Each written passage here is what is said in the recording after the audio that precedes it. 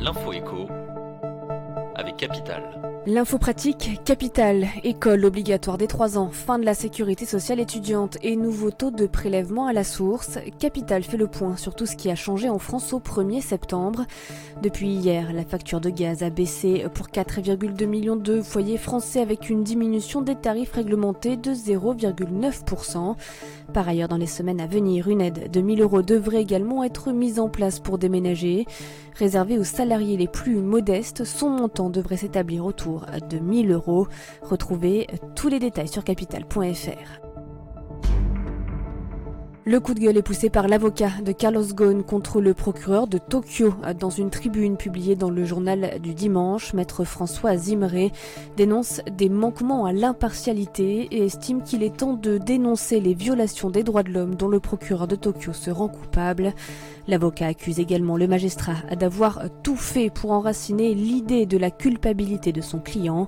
Il affirme même qu'il est à l'origine de la distillation dans la presse de confidences systématiquement à charge et dénonce un acharnement d'exception qui compromet la possibilité d'un procès équitable. Le chiffre du jour, moins 14,05%. C'est la chute qu'a enregistré le marché de l'automobile français au mois d'août. Une baisse importante qui s'explique notamment par la volonté, en 2018, des constructeurs d'écouler d'urgence leur stock avant la mise en place d'une nouvelle norme anti-pollution européenne. Un nombre inhabituel de véhicules avait alors été vendu. Selon les données provisoires du comité français des constructeurs automobiles, 129 259 voitures particulières neuves ont été immatriculées dans l'Hexagone le mois dernier. Sur un an, le marché automobile français devrait rester stable à 2,1 millions de voitures neuves mises sur les routes.